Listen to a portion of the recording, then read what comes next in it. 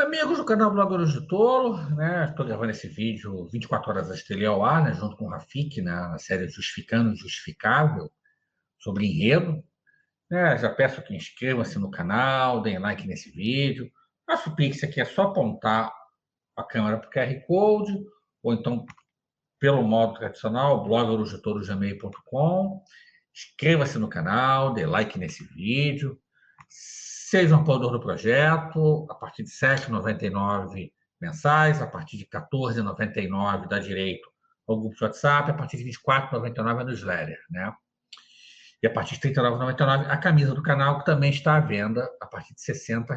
Próxima live, nesse vídeo vai ao ar, né, nessa quinta-feira, próxima live, amanhã, sexta, 12h30, eu vou fazer algumas análises em cima de informações que saíram nas últimas semanas, entre outros assuntos, comentar troca-troca, investimentos, falta de, racionalidades e por aí vai. Falar um pouquinho do julgamento de enredo, o Ravi vai fazer uma longa explanação.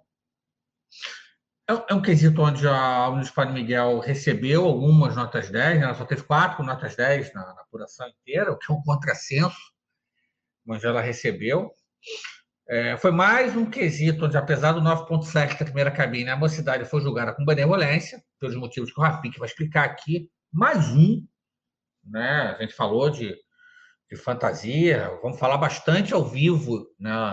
Em alegorias, terça-feira, 20 horas. Mais um quesito que foi julgado com benevolência. Os jogadores apontam, tirando a primeira julgadora, os jogadores apontam uma série de questões aí envolvidas.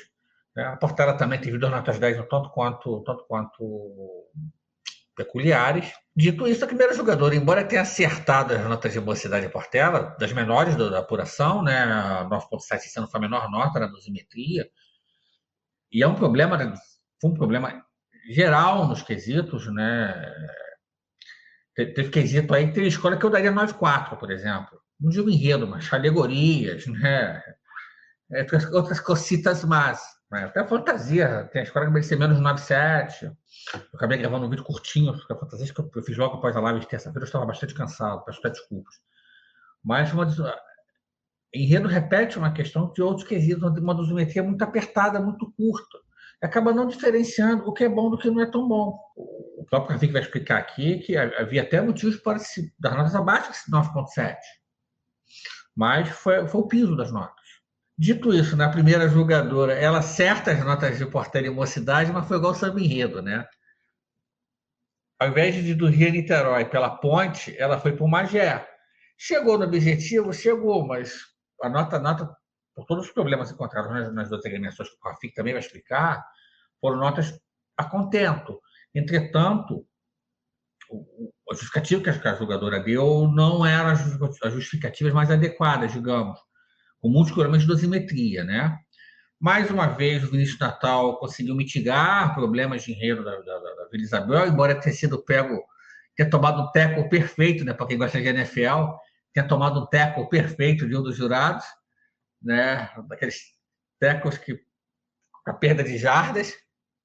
Mas, mais uma vez, acho que um bom trabalho do Vinícius Natal, né? Mitigando alguns problemas de enredo que a Vila tinha, que eram problemas evidentes. Né? O enredo do Salgueiro também, até pouco despontuado, né? Aquele setor do cangaço totalmente jogado no enredo que era religioso, e mais não digo. Mas eu penso que o grande problema assim, do programa de enredo foi a questão da dosimetria. Né? E mais uma avaliação da mocidade, apesar da primeira jurada, mais uma avaliação da mocidade extremamente benevolente, extremamente leve, digamos assim. A gente já falou em fantasias, né? Estamos falando agora em enredo, vamos falar pesado em alegorias, né? Então, acho que foi mais uma questão que a gente tem que ver, que foi a dosimetria da mocidade, que realmente não. A avaliação foi benevolente, digamos. Um pouco a Portela também, menos, né? A Portela teve 2 notas 10, mas um pouco a Portela também. Acho que diria também um pouquinho o Salgueiro. Teve a nota 10 aí da primeira jogadora. Então é isso, tá? Fiquem com o Rafik. E aí, justificando, sexta-feira a gente tem 12h30 o café, não percam, amanhã. Terça-feira a gente vai ter o ao vivo Alegorias, 20 horas. E o desafio da história do São Borba está valendo. R$ 300 de Pix ou Superchat. Eu vou cantar o samba da soja da tradição, tomando Hades, que eu detesto, e comendo soja cozida, tá? Ao contrário do que a gente informou ontem, anteontem, perdão, no programa, vai ser dia 6 de maio a próxima história do Sambódromo, vamos ver uma vez por mês, 6 de maio com um domingo de 2005. Grande abraço a todos e até a próxima. Fiquem com o Rafik e acompanhem a nossa estreia, tá? O Superchat está aberto. Bom dia, boa tarde, boa noite. Vamos aqui para mais um vídeo gravado da Justificando o Injustificável 2025. E o quesito de hoje é o quesito enredo, que eu sempre falo, é o quesito que eu mais gosto, é o quesito que eu mais tenho carinho. Né? E até por ter mais carinho com ele, e não é mentira, não é nem exatamente por ter carinho, mas é uma verdade, é um fato. Que enredo é o quesito mais desafiador para se julgar, porque ele exige do jogador uma série de conhecimentos inatos sobre a tradição da festa, o fazer dos desfiles, uma carga cultural geral gigantesca e um olhar extremamente atento ala a ala, carro a carro, com uma necessidade de estudo profundo de um livro de mais de 1000 páginas, né? O problema é que os jogadores esse ano só tiveram míseros 9 dias para fazer esse trabalho de leitura das 1000 páginas. Já contando nesses 9 dias a sexta e o sábado de carnaval, em que nós sabemos que alguns jogadores vão passar por cair para ver o grupo de acesso. Não há nenhum problema nisso, eu acho tudo certo. Eu até acho legal que eles façam isso, porque é sinal de que eles realmente gostam da festa e eles têm o olhar sobre a tradição, sobre a história dos desfiles que é necessário para jogar esse quesito. Mas veja, 9 dias apenas. Já contando a sexta e o sábado, que já tem desfile na Sapucaí. Para olhar um livro que a gente sabe que tem 1000 páginas, trocentas fantasias, com trocentos textos, justificativa de enredo de 12 escolas, é muito pouco. Sim, como eu falei lá em Samba Enredo, nós sabemos que isso aconteceu esse ano por um caso muito específico. Houve uma mudança no sistema do livro Abre Alas, uma mudança, ao meu ver, positiva, uma mudança que no futuro vai trazer muitos benefícios, mas que a transição foi muito mal planejada, pelo menos muito mal executada, e acabou gerando 1000 problemas que fizeram com que o caderno só pudesse ser disponibilizado aos jogadores com apenas 9 dias de antecedência. Como eu disse, o normal nos outros anos é de 15 a 20 dias. Aí não tem jeito, né? Os jogadores de enredo tiveram que fazer malabarismo para dar conta de tanto estudo prévio.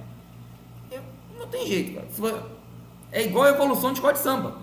Se você vai ter que correr para fechar o portão a tempo, o desfile não vai ser tão bom. No caso, a pesquisa em relação ao livro Abre Alas, até a pesquisa de algumas dúvidas que o livro Abre Alas possa eventualmente vir a criar na cabeça do jogador, não fica tão bom. O trabalho de julgamento do quesito enredo naturalmente fica prejudicado. Então, tudo que eu falar aqui até o final desse vídeo, nós temos que levar em conta que todos os jogadores só tiveram 9 dias. E vou mais além. Nem todos os jogadores têm 9 dias livres para fazer isso. Todos os jogadores vivem só. Ninguém é jogador profissional de carnaval. Eles têm trabalhos, estudos e outras coisas que eles fazem no meio do caminho. Então, no meio desses 9 dias, eles ainda tiveram que trabalhar, muitos deles.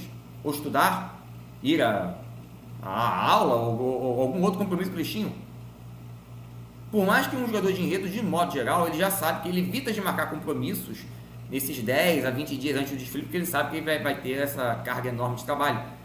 Mas uma coisa eu, sei lá, vou jantar com um amigo, vou para a feijoada do vizinho, outra coisa é trabalho, outra coisa é aula, é estudo, são coisas que também tem prazo, tem data e você não pode mudar. Então 9 dias ficou muito, muito pesado.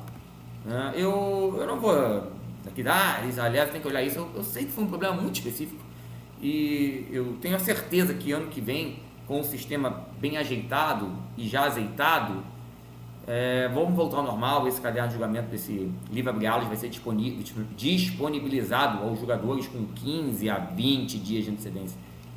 Eu tenho fé que foi apenas um tropeço numa pedra que estava no meio da estrada. Eu não sei se a falta desse tempo necessário para o estudo correto do livro abre alas também contribuiu, além de tudo que nós já falamos aqui e vamos continuar falando até o final, justificando das mudanças gerais desse ano, uma explosão de notas 10 no quesito.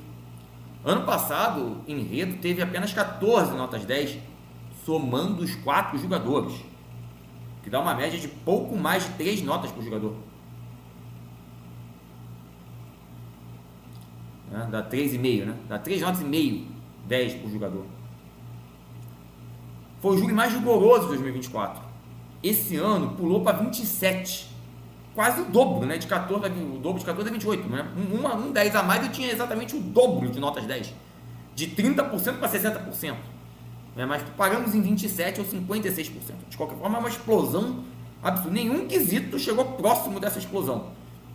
Outros quesitos tiveram um aumento considerável, a gente vai ver isso em harmonia daqui a pouco. Mas nenhum teve a explosão que teve em Enredo.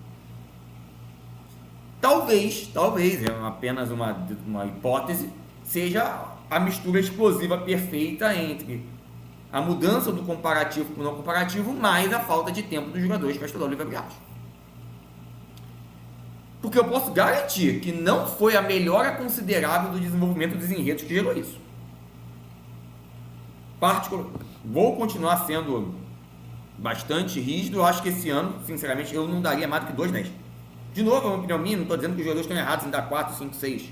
Como eu também só teria dado 1,10 ano passado, os jogadores deram 3, 4, 5 e tá tudo bem, e o outro ano também. Eu tenho uma régua de justificativa muito mais pesada, é meu, quando eu analiso o quesito enredo. Mas com certeza nós não tivemos trabalhos assim primorosos de enredo que tenham justificado naturalmente pela qualidade dos trabalhos uma explosão de notas 10 que a gente teve esse ano em enredo. Bom, tanto feita essa introdução, e antes de começar, sempre lembrando, gente, não aproveite, dê o like aqui, se você gosta aqui do trabalho que a gente faz justificando, o seu like ajuda esse trabalho a chegar a mais pessoas, a ter mais visualizações, a espalhar o trabalho, né? Se inscrevam no canal, vejam os pacotes do clube de membros.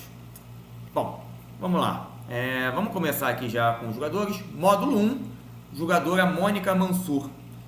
Mônica é mais uma jogadora estreante, né? É mais uma dos 7 estreantes que nós tivemos esse ano. E é normal, o jogador estreante tem a tendência de ser mais bonzinho na distribuição de notas 10. Talvez um pouco de falta de confiança, mas é histórico. Se você olhar justificando desde 2015, claro, sempre vai ter exceções, né? Aquela exceção que confirma a regra, mas a regra geral é que o jogador novato tenha uma maior quantidade de notas 10. É uma regra geral, de modo geral. Então eu consigo aplicar generalizadamente nesses 10 anos, justificando.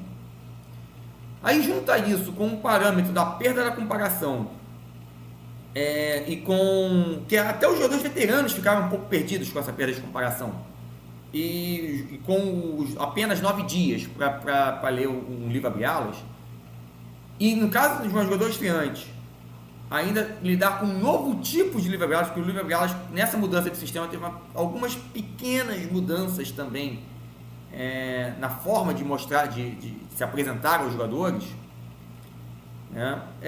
Realmente eu não vou problematizar 8 notas 10 no quesito enredo esse ano, não vou.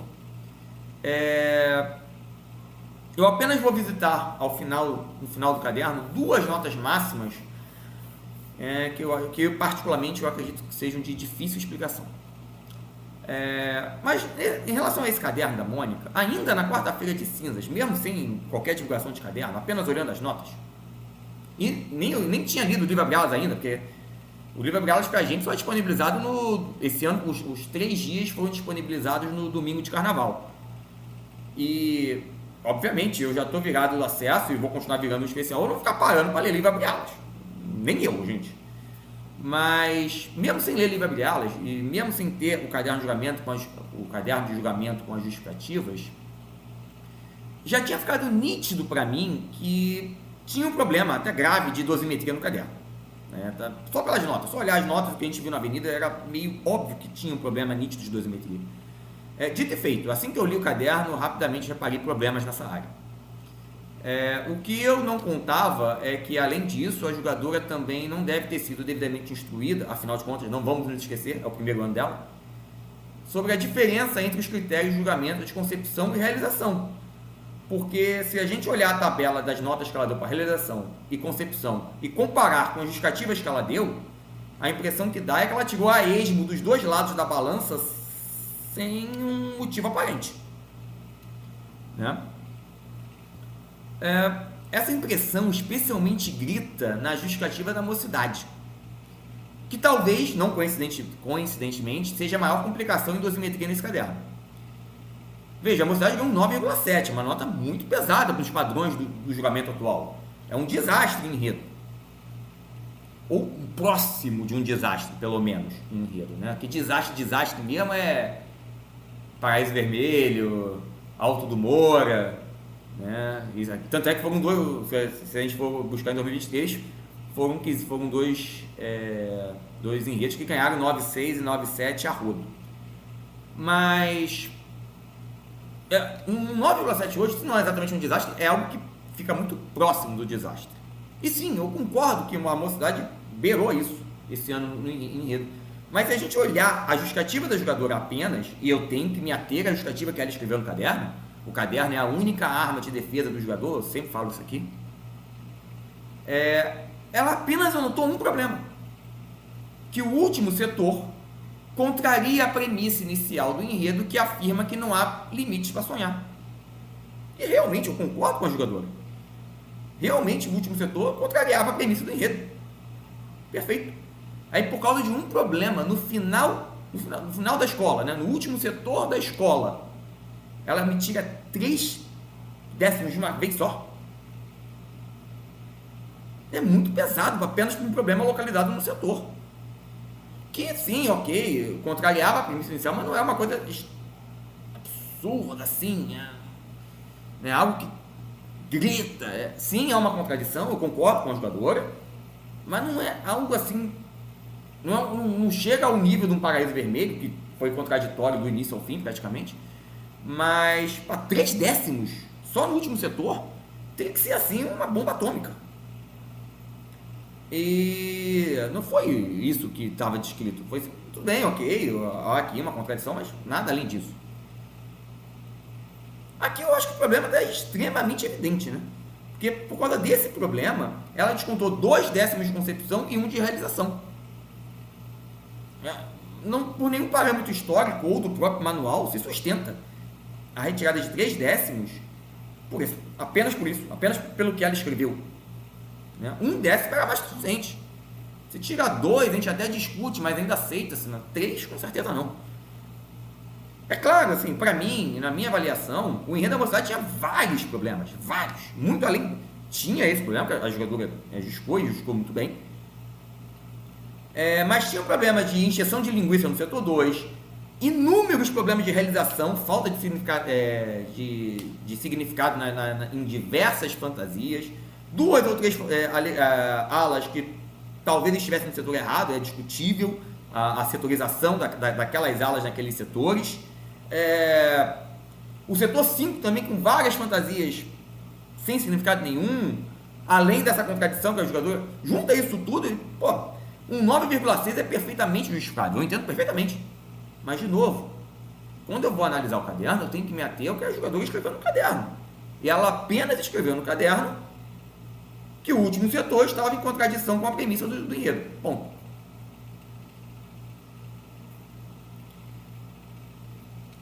E aí, como a jogadora passa totalmente batida por isso, eu tenho que dizer que o 9,7 ficou muito pesado. Muito pesado. Além disso, agora voltando à história da separação entre os subquisitos, a própria jogadora grifou na sua justificativa, ela focou em um problema que perpassa apenas a falta da coerência. Basicamente, o único problema que ela apontou é um problema de falta de coerência entre o último setor e o resto do enredo da escola. coerência é um critério apenas de concepção. Está lá no manual, é só ler o manual. Aí eu me pergunto, de onde ela arranjou a perda do 10º de realização? Ela, em momento algum da justificativa, escreveu alguma coisa de realização. Como é que ela tinha um 10º de realização? Não sei. Aí para Portela, ela retira os 3 décimos, a Portela ganhou a mesma nota da mocidade, 9,7, porque não havia clareza entre as distinções dos diferentes atos da procissão. Tá? Vamos lá, o enredo da Portela é até difícil de explicar, mas basicamente a ideia inicial do enredo era fazer uma procissão que partia da Portela e chegava ao Milton Nascimento em Minas. E essa procissão ela duraria um dia inteiro. Então, cada setor da escola era um momento do dia. O início do dia, o meio do dia, né, digamos assim, né, o sol a pino, o entardecer, barra anoitecer, a noite e o novo amanhecer.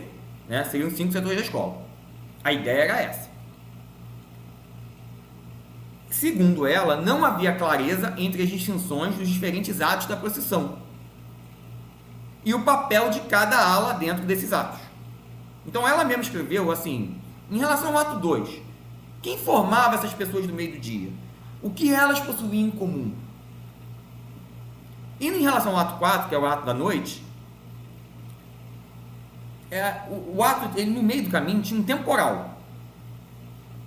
Da onde se formou esse temporal, quando caiu, quando ele parou de cair, também não ficava claro.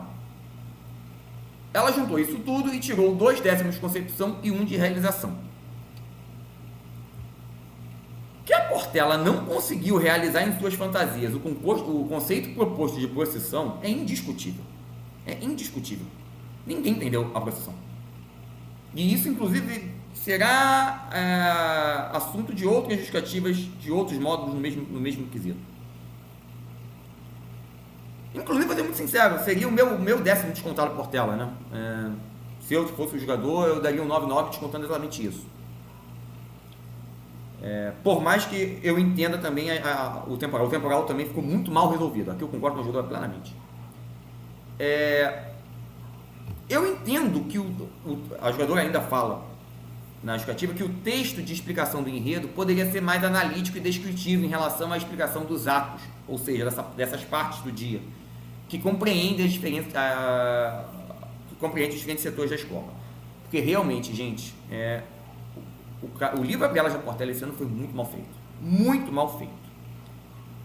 A justificativa do enredo tinha 3 ou 4 páginas de um enredo de novo, que tem uma concepção complexa. A ideia é muito boa.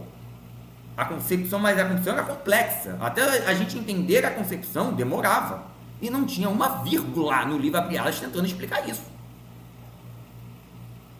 Por que o ato 1 era daquele jeito? Por que tinha aquelas alas? Por que foi feito daquele jeito? Não tinha. Não tinha. O jogador tinha que ir além do que está escrito no livro Abrielas.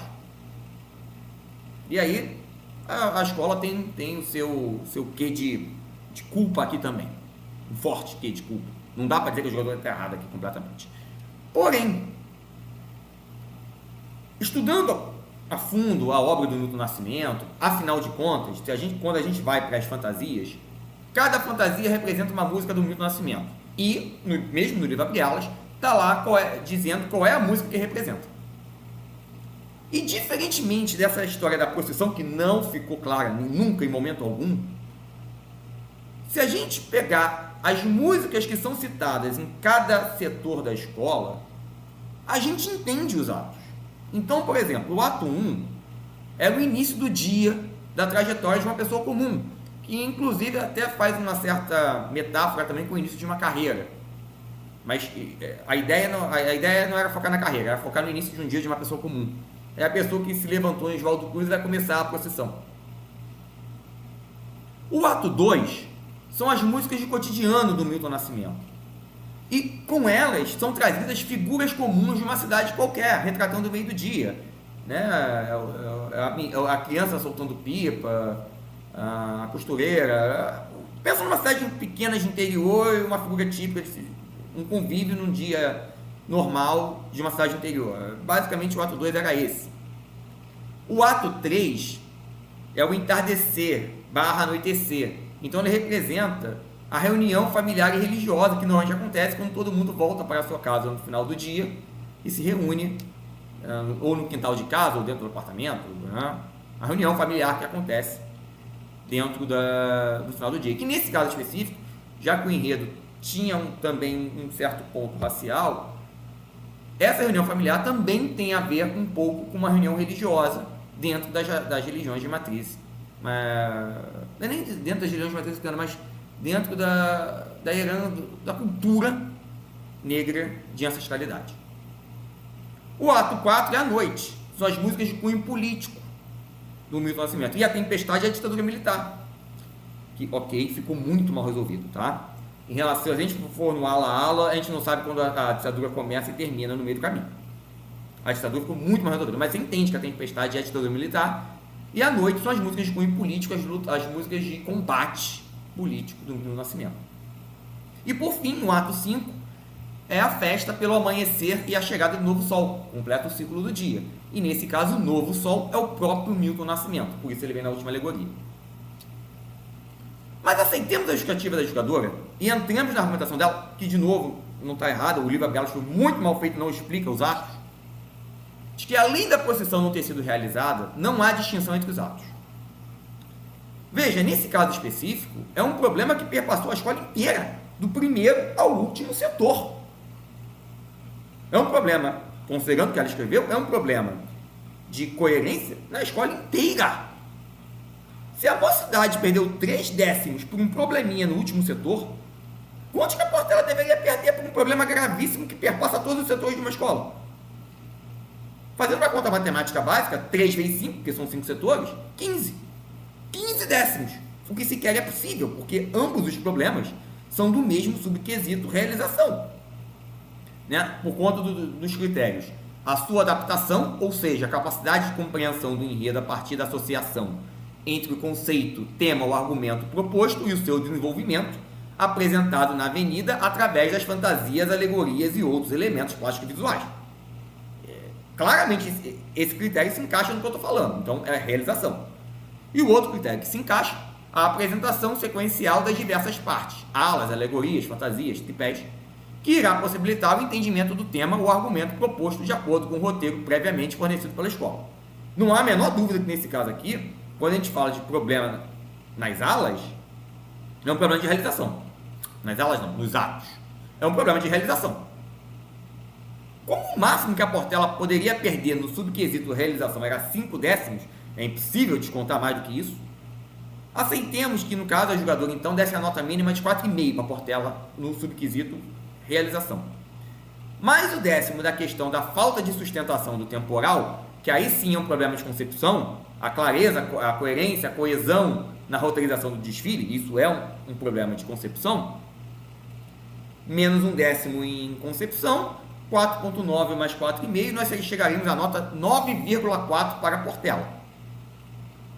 Nota essa que no grupo especial não vê desde 2013. A última vez que a gente viu um 9,4 foi em 2013. Nem o desastre completo do Paraíso Vermelho, que eu já citei aqui, em 23, chegou sequer no patamar do 9,5. A pior nota que ele ganhou foi 9,6.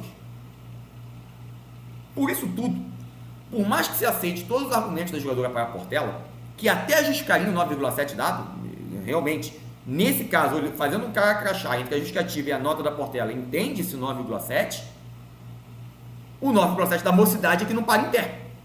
Porque claramente os problemas da Portela são infinitamente mais graves. Passando. Aí a gente chega a Viradouro. Na Viradouro ela retira 0,1 em concepção e 0,1 em realização pelo mesmo motivo, que é a transição entre os 3 diferentes mundos, que não ficou clara. E isso vai ser algo que 3 dos 4 cadernos vão citar, tá? Realmente, para os jogadores de enredo, essa transição entre os mundos de Malunguinho não ficou nada clara. Nada clara. E daí vem o porquê que a Viradouro não ganhou nenhum 10.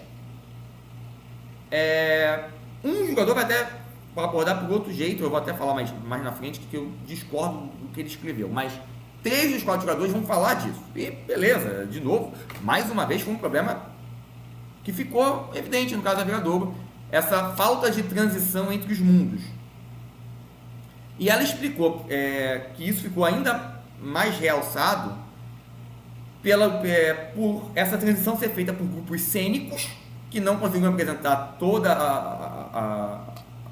a necessidade da transição na coreografia dela. E isso vai ser explicado com mais detalhes pelo Marcelo Figueira no módulo 4, eu vou chegar lá daqui a pouco, e pelas divisões de aulas em A e B no meio desses grupos cênicos. E isso não conseguiu dar coesão e clareza a essa mudança dos três mundos do navegador. E veja, coesão e clareza. A própria julgadora escreveu as duas palavras em caixa alta, justamente porque são as duas palavras-chave para explicar o motivo da perda de ponto. Coesão e clareza. Só que vejam, as duas palavras pertencem apenas ao critério de julgamento na parte de concepção. Eu acabei de falar aqui. Critério de julgamento. A clareza, coerência e coesão na roteirização do desfile. Isso é um critério de concepção. E particularmente eu acredito que o problema retratado por ela na justificativa é um claro problema de montagem da escola ainda no papel. Logo, na teoria, concepção. Em momento algum da justificativa, pelo menos para mim, ela toca em algum problema de realização para justificar o 10º retirado no subquisito realização. Eu até vou discutir, é discutível, mas entende-se a jogadora, a punição de 2 décimos por esse mesmo problema de conexão que apenas se repete 2 ou 3 vezes em pontos localizados da escola. Mas é passível de argumentação que o justificado pela Mônica é um problema que impede a compreensão da mensagem do desfile como um todo. E por isso retirar 2 décimos é aceitável. Eu acho que, ok, nesse ponto, indúbio para o jogador, né? Ainda assim, por ter raiz no mesmo problema de clareza e coerência, ou no caso, clareza e coesão, os 2 décimos precisariam ser retirados no mesmo subquisito. É o mesmo problema. Por que a divisão um para lá e um para cá? Não me fez sentido.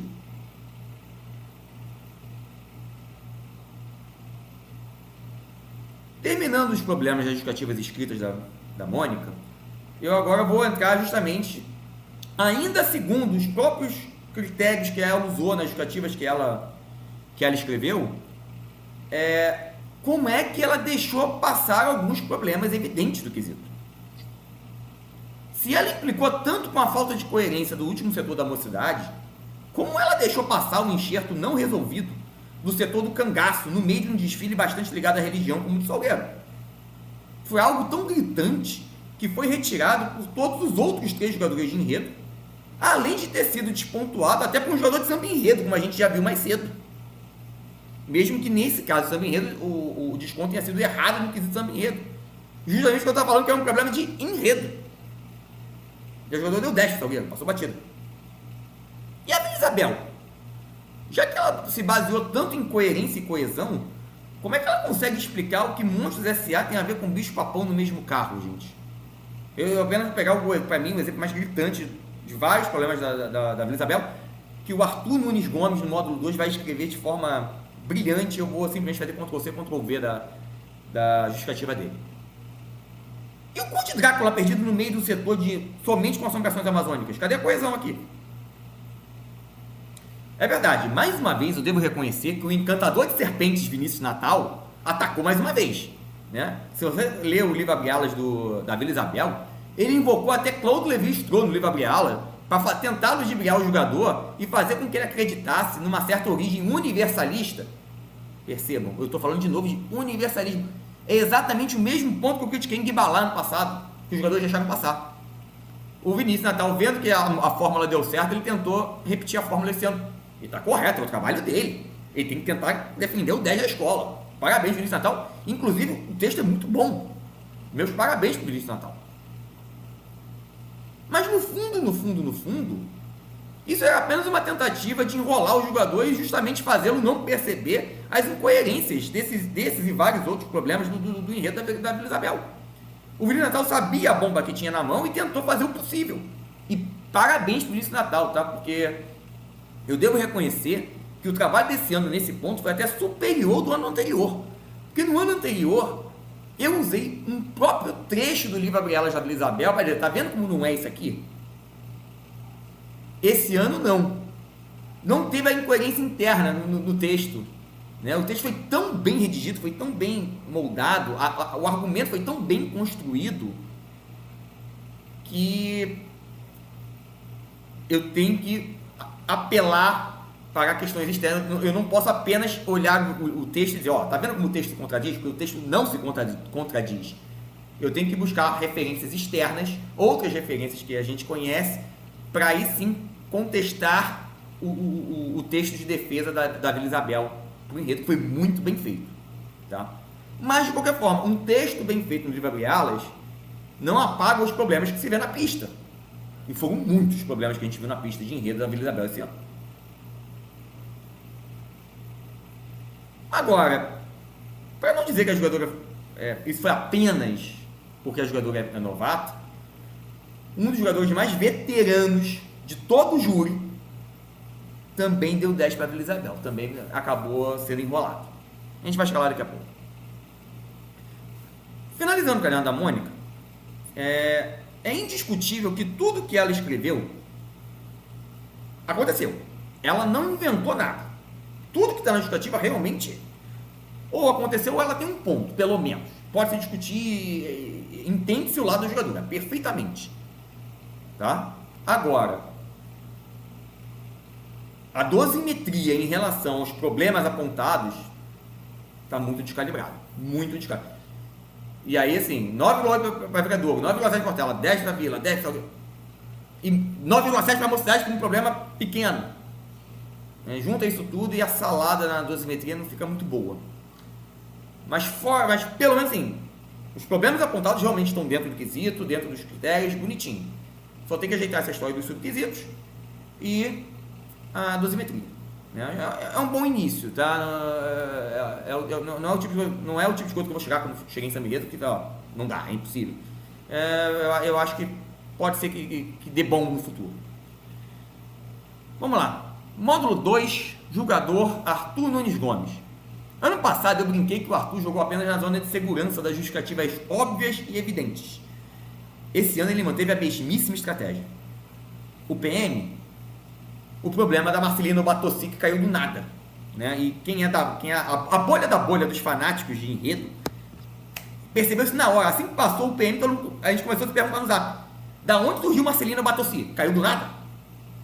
Né? A transição entre Anassou e Marcelina foi pessimamente feita na UPM.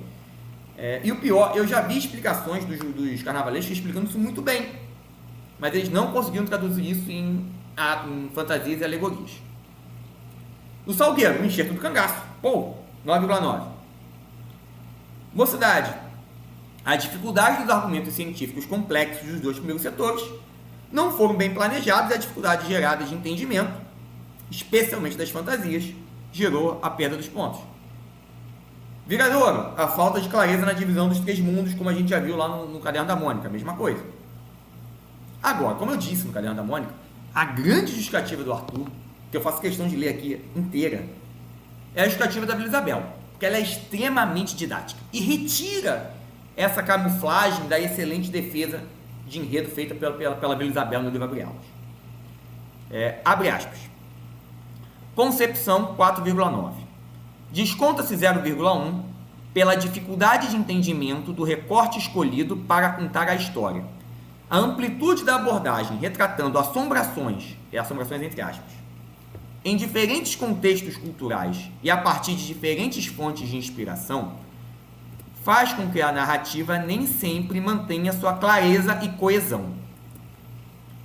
Mesmo considerando que espaço, tempo e lugares sejam passíveis de relativização, algumas analogias e aproximações comprometem em certos momentos a coerência interna dos setores.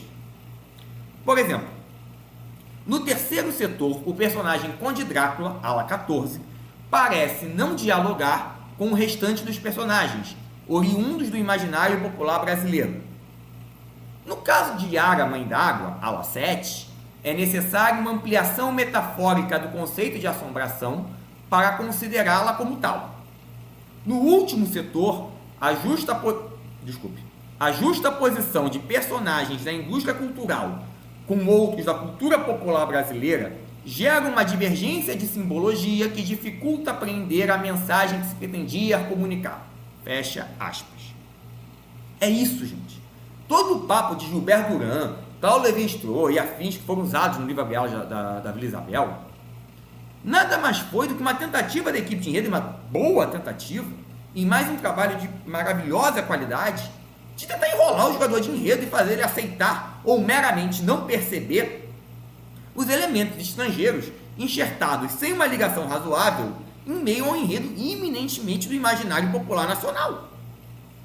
E nisso o último setor fica sem conexão com o resto do enredo, a começar pela mistura não devidamente amarrada de Monstros S.A. e Bicho-Papão no último carro.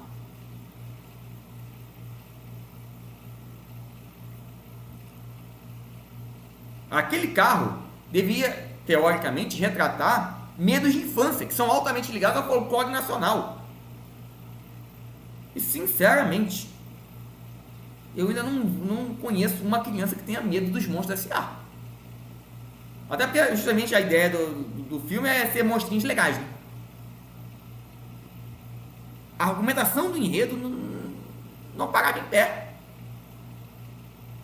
E por isso que eu louvo o Arthur. Ele pegou a tentativa de drible pelo tornozelo. Um belíssimo tackle. Para quem conhece futebol americano sabe o que eu estou falando. Um belíssimo tackle do Arthur.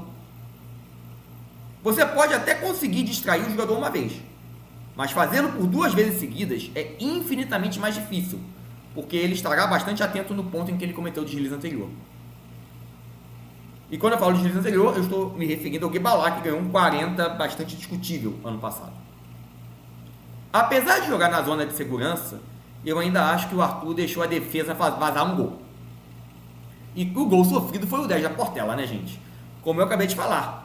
Tinha um problema nítido. A posição da Portela não se sustentou na avenida. Ninguém viu a posição. Além da tempestade mal resolvida. A Mônica tem toda a razão ao escrever sobre isso. Como é que ele vai me dar 10 para a Portela? Não, tudo bem. De novo, um problema aqui, um problema ali, bem específico. O problema não é o fim do mundo. O caderno ainda é bom. Para mim, o maior problema desse caderno, apesar da dosimetria claríssima, é muito claro porque cada escola perdeu cada ponto e quantos pontos perdeu. O grande problema para mim é o mesmo que eu discuti lá com o Alfredo Del Penho em Samba Enredo. O piso ficou em 9,8 e foi dado só para uma escola, que no caso foi a Mocidade. Aí fica 11 escolas para dividir em apenas 2 grupões, o grupão do 10 e o grupão do 9,9. E sinceramente, o que foi apresentado em enredo esse ano merecia mais alguns 9,8, como o Marcelo vai distribuir a rodo, lá no módulo 4. E talvez até o 9,7. O 9,7 sair esse ano não era descabido, não. Como a própria Mônica deu 2 9,7. Eu reclamo da Mônica em relação à dosimetria, que são 2 9,7 e meu 8,10. E não vejo uma discrepância tão grande entre os 8,10 e 9,7. Mas era perfeitamente justificável o 9,7 até o 9,6 para a Mocidade, inclusive. Aí quando você põe o seu piso no 9,8 e você só dá o piso para uma escola, que no caso é a Mocidade, não tem jeito. O resto vai ter que se dividir entre 10 e 9,9 e não vai ficar legal a dosimetria. Mesmo que ela esteja muito clara e os argumentos trazidos você entende porque ela tirou um décimo. Dentro de um caderno que tem como piso 9,8. Eu estou aqui justamente tentando discutir esse piso. Claro, aí vamos dizer para mim, mas Rafael, como é que eu vou discutir esse piso com julgamento não comparativo? E eu tenho aqui uma dificuldade, eu reconheço que foi uma dificuldade extra dos jogadores esse ano. O fato de ter que fechar nota no dia e o julgamento ser não comparativo. Mas eu não posso deixar de citar que isso é um problema. Nem que seja para reforçar o meu argumento que isso tem que voltar para o que era antes, o mais urgente possível. Bom, antes do módulo 3, não esqueçam, por favor, de dar o like aqui no vídeo. Vamos lá, módulo 3, jogador Johnny Soares. Johnny é o segundo jogador mais longevo, né, é o terceiro jogador mais longevo do jogo atual, né, com 15 desfiles de experiência. Aliás, é o segundo mesmo, né? O terceiro, eu acho que o Valber, né? O Rafael Davi é o mais experiente, e depois vem Johnny Soares e Valber Ângelo, é isso mesmo. Agora entre o Johnny e o Valber eu fiquei na dúvida, mas com certeza o Rafael Davi é o mais experiente, e depois vem Valber e vem Johnny. O Johnny tem 15 desfiles de experiência. 15, gente. Não, é praticamente metade, um pouco menos da metade que eu tenho de vida. Justamente por isso, a nota 10 dele para a Vila Isabel, como eu falei mais cedo, me saltou os olhos logo no dia da apuração. Porque não é comum um jogador tão experiente acabar pisando na mesma casca de banana por 2 anos seguidos. Como já apontado acima, eu também continuo bastante curioso para saber como é que o jogador achou um 10 na Portela. Né? Pelos mesmos motivos que eu já citei em relação ao Arthur. Mas, de novo, eu vou continuar curioso. O 10 não é justificado? Vou ficar na curiosidade. Em relação ao escrito, eu acho que a única justificativa complicada do Johnny é a da Viradouro. E é a única que eu vou aqui debater com um pouco mais de afinco. Por quê? Apesar de todos os jogadores terem tirado 10 da Viradouro, o Viradouro ganhou um 10 em enredo, e eu entendo perfeitamente, não estou reclamando disso, o Johnny justificou por uma vertente totalmente diferente dos outros. Todos os outros 3 falaram do problema da falta de clareza na divisão dos 3 mundos. Já o Johnny falou outra coisa completamente diferente. Segundo ele, faltou à escola abordar a dimensão humana de João Batista, o malunguinho da vida real, que foi um importante líder quilombola, e por isso faltou o caráter real e terreno da figura de malunguinho antes de transcender. Sinceramente, aqui eu acredito que o Johnny cometeu aquela clássica falha de não julgar a escola pelo que ela demonstrou, mas sim pelo que o próprio jogador acha que ela deveria ter demonstrado. Em todo o texto, em todas as explicações do livro Abre Alas, a Viradouro é muito clara ao dizer que apenas pretende abordar a figura mítico-religiosa de Malunguinho. Os fatos sobre a existência terrena de João Batista apenas estão demonstrados no livro Abre Alas como texto de apoio para ajudar a situar o jogador em um culto que é muito pouco conhecido no Rio de Janeiro. A Jurema é muito popular em Pernambuco, em algumas áreas próximas a Pernambuco, mas é uma coisa muito local, muito regional. Você sai de lá e quase ninguém conhece a Jurema. Mais uma vez, a Viradouro está fazendo até um favor de trazer isso ao conhecimento de todo mundo. Muitas pessoas aqui no Rio de Janeiro até conhecem algumas coisas da Jurema a partir do momento que a Umbanda pegou esses elementos e a trouxe para a Umbanda. Mas a cultura da Jurema em si, lá de Pernambuco, é muito pouco conhecida no Rio de Janeiro. E justamente para situar melhor o jogador no contexto, é que ele explica essa parte da figura humana de João Batista, mas em momento algum a Viradouro se propôs a falar da figura humana de João Batista. Então, na minha opinião, quando o Johnny desconta a Viradouro por isso, ele sai do plano ao qual o jogador deveria se ater. O jogador ele apenas tem que analisar o que a escola propõe. Só que nesse caso ele entra em um terreno que é equivocado para o julgamento da arte. Você mistura a sua própria opinião como se aquela tivesse que ser a abordagem da escola. Né? E aqui eu acho que é um problema um pouco mais tenso que a gente tem que discutir.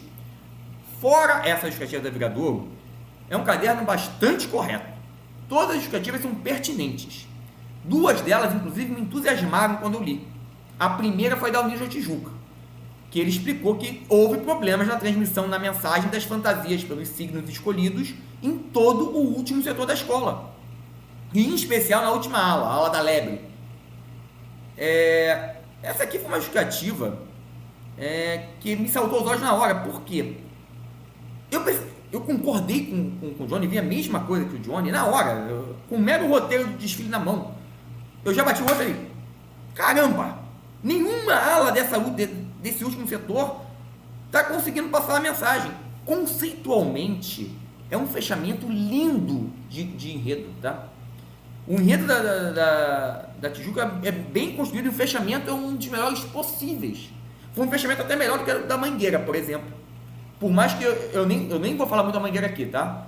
É um enredo muito competente, que tem uma qualidade muito interessante, que conseguiu se demonstrar na pista, E eu entendo o 40 da Mangueira, eu não daria 40, mas eu entendo perfeitamente o 40 do Júri, acho perfeitamente plausível, justo, palmas e parabéns.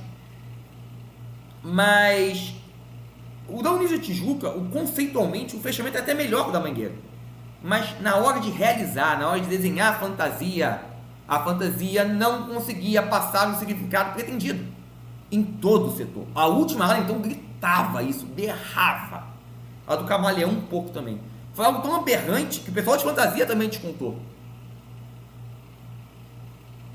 E eu fiquei impressionado que só o Johnny viu isso. Porque a Tijuca ganhou um 30 em enredo. A nota do Johnny foi descartada e as outras 3 notas foram 10. Eu fiquei até impressionado de só o Johnny reparar isso. E tudo bem, esse era o tipo de enredo. 2 acham 10 e 2 9, beleza. Mas só ele achar sozinho, eu particularmente achava que era um problema mais evidente para mais alguém ver. Né? E a segunda justificativa que me saltou aos olhos, porque também era o que eu ia te contar caso eu fosse jogador, foi o salto temporal abrupto que o Tuiuti fez. O Tuiuti está falando de Chica Manicongo, 1580, todo do século XVI ainda, final do século XVI ainda. 1500, de repente, sai do último carro, bum, e entra no setor da luta atual. Que por acaso até que o Igor Fagundes acabou canetando do samba do Tuiuti, né? Erroneamente, porque de novo, é um problema de enredo, não é um problema de samba enredo. Mas é esse salto de 400 anos que eu estou falando. Não houve uma amarração. O que aconteceu no meio desses 400 anos? Ou simplesmente, por que dá-se um salto do nada? O que a escola quer demonstrar com isso?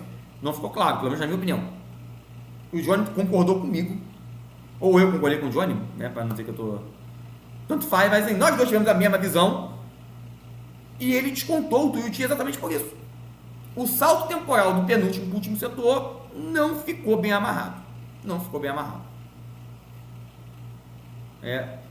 A dosimetria do caderno do Johnny é cristalina. Tem nada, é muito claro porque cada escola perdeu cada ponto. A única ressalva que eu faço é a mesmíssima ressalva que eu fiz no caderno do Arthur. O piso ficou em 9,8 e foi dado apenas para a mocidade. Aí, como eu falei lá em cima, o resto das outras 11 escolas, eu tenho que dividir em 2 grupões de 10 e 9,9. É a mesma coisa. Ctrl+C, Ctrl+V do que eu falei do Arthur. E como eu disse, esse ano é um ano que dava tranquilamente para puxar para 9,7, 9,6. Tranquilamente. Mas, apesar disso, é inegável o salto de qualidade do caderno desse jogador nos últimos 3 anos. Se você olhar o histórico da Justificando, eu batia muito nos cadernos de Johnny, 2015, 17, 19. Eu batia muito nos cadernos de Johnny. Os últimos 3 anos, a mudança de nível é nítida. Nítida. Ano passado, para mim, o caderno dele foi maravilhoso.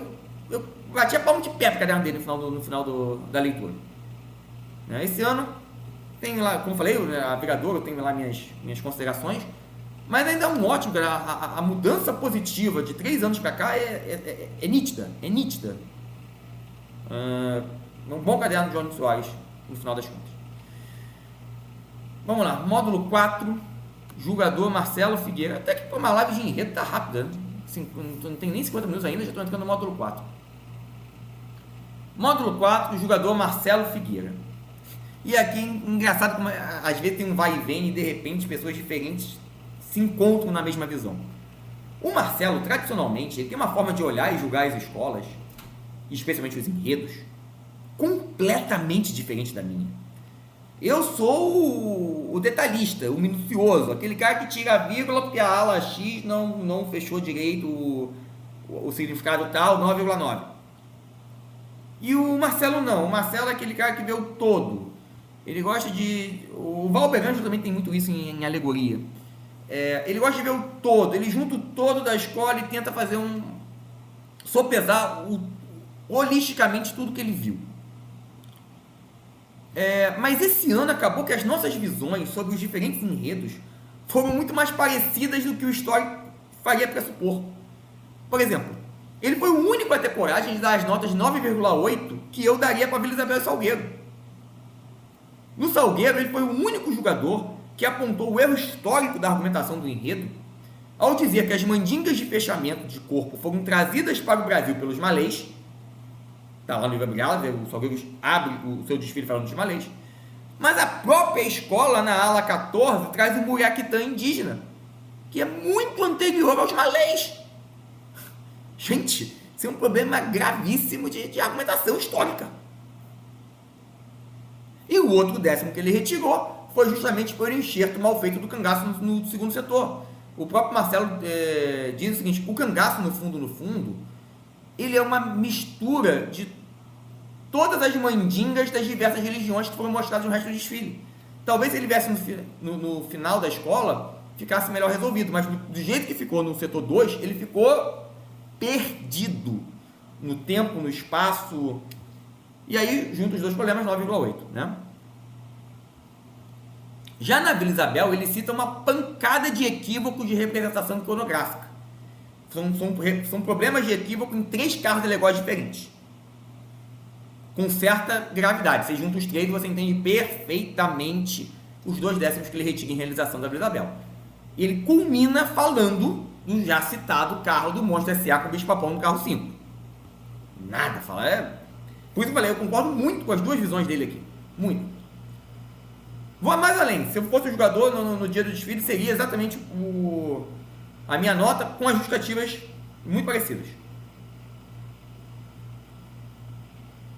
De resto, além dessas 2, todas as justificativas são muito claras e, de modo geral, são os mesmos motivos de jogadores anteriores, né? Na UPM, a falta de explicação da ligação de Marcelino Batossi com Yanassô. Na Mocidade, os vários problemas de leitura de fantasia.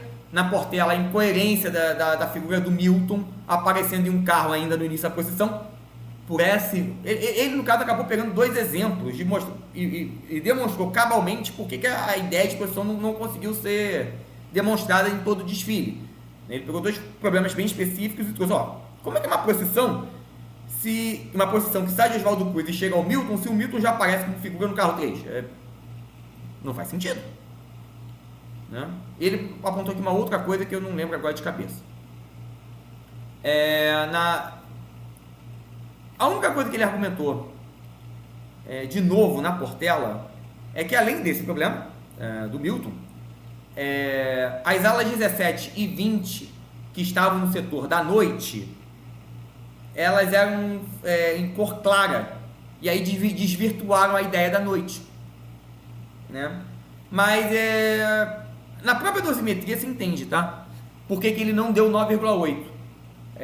Porque o próprio jogador explica isso. Esse problema da ala 17 e da ala 20, ele achou um problema de menor monta, que sozinho não era o suficiente para tirar um décimo.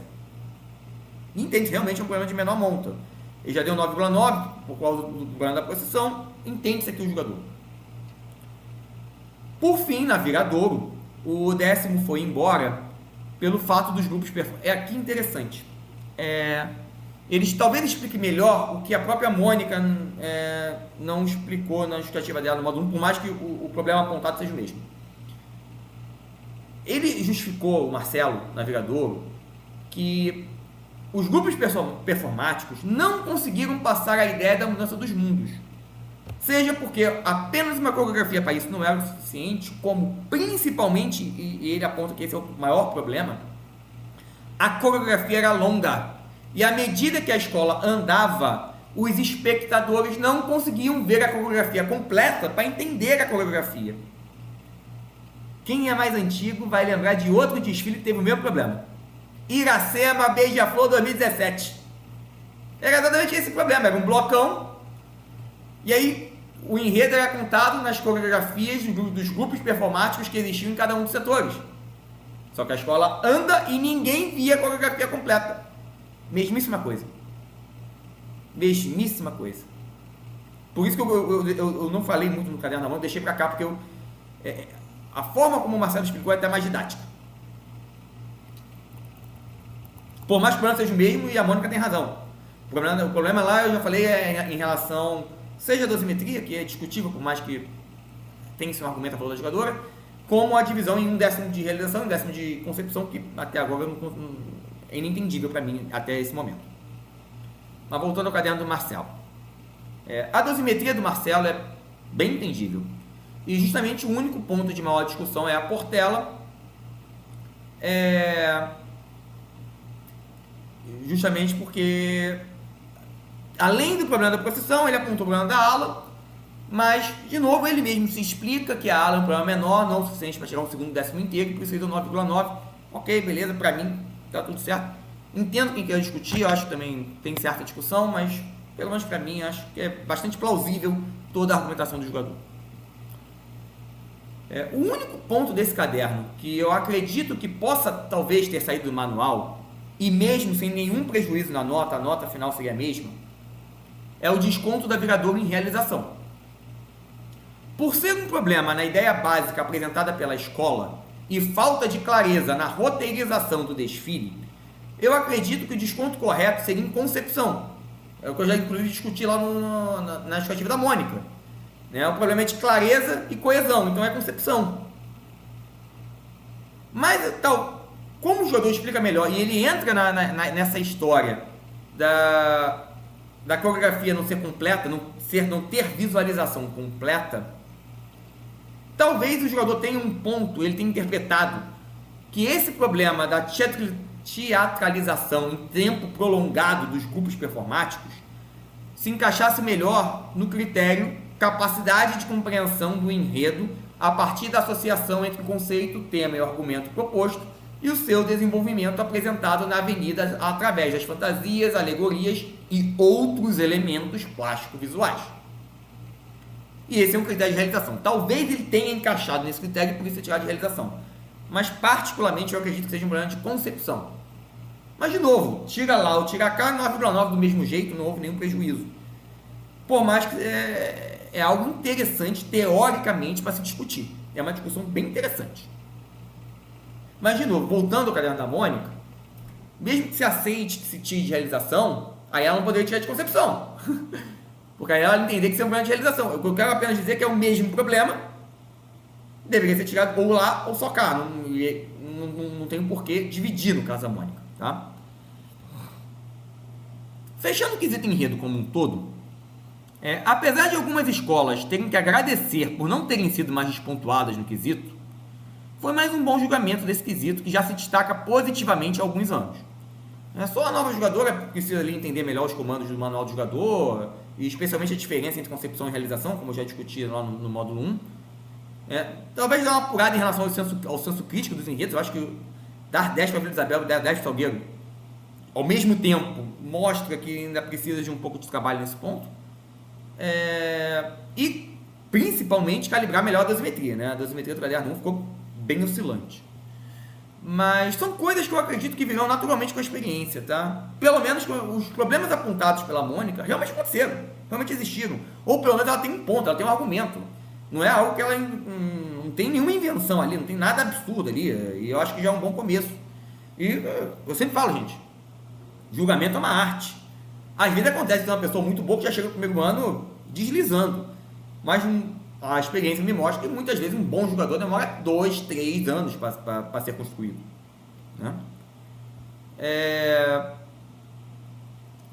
Para finalizar aqui esse vídeo, vamos então para as recomendações para a Liesa em relação ao quesito enredo.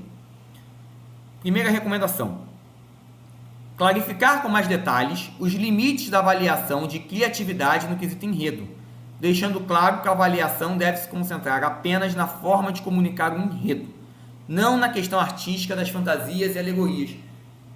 Mesmo não estando escrito no caderno, no manual do jogador, eu vou admitir que nos últimos 2 anos isso tem sido alvo de maiores debates naqueles simpósios, naquelas reuniões dos jogadores com as escolas. Me parece que isso já está bem claro para os jogadores, mas por que não trazer isso para o manual do jogador por escrito? Segunda recomendação: explicitar claramente no manual do jogador que a falta de cronologia não deve ser despontuada se isso não afetar a mensagem do enredo que a escola está contando. De modo geral, eu não lembro, eu acho que tem 2 ou 3 anos que não tem aqui uma cronologia indevida ou algo mais grave, mas até 2022, entre 2019 e 2022, você tinha ali muitas justificativas nesse ponto. Eu acho que de novo, trazer isso no manual do jogador, mesmo que não aconteça há 2 ou 3 anos, vai fazer bem. E a terceira e última recomendação: reforçar a atenção do jogador quanto à congruência das referências artísticas do desfile com o enredo proposto. Isso não aconteceu esse ano, mas eu botei isso aqui ano passado por causa de Guibalá, que, como eu expliquei aqui, era um enredo eminentemente de matriz africana, que foi explicado com uma estética totalmente europeia e passou-se batido pelos jogadores de enredo. Foi um 4-10. Esse ano eu não vi nada nesse sentido.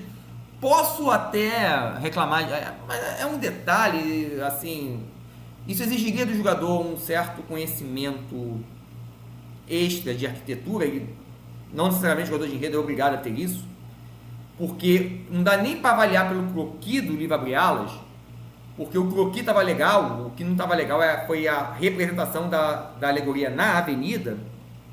Foi uma alegoria que veio bem diferente do croquis, inclusive, que é a alegoria da Salvador colonial no Salgueiro, que tinha abóbadas muito parecidas com abóbadas de mesquitas e não de igrejas da Salvador. Por mais que a gente saiba que o enredo falava de islamismo em Salvador, o islamismo na Salvador colonial, ele era secreto, ele era oculto, porque ele era proibido pelo governo colonial. Era até uma forma de resistência religiosa clandestina a manutenção do islamismo em Salvador. Não existiam mesquitas, muito menos com aquelas abóbadas, com aquele topo que estava retratado no enredo do Salgueiro, no carro do Salgueiro, né? Eu, particularmente, sou um jogador ou de enredo ou de alegoria, na hora eu canetaria. Mas, de novo, precisaria de um conhecimento específico, beleza, uma pesquisa extra que não foi dada a tempo esse ano para os jogadores, e releva-se. Mas não foi, eu deixei esse ponto do ano passado, porque, de novo, colocar isso no manual também não custa. Bom, é isso. 1 hora e 1 minuto de live de enredo, até que realmente nem tinha tanto que discutir esse ano.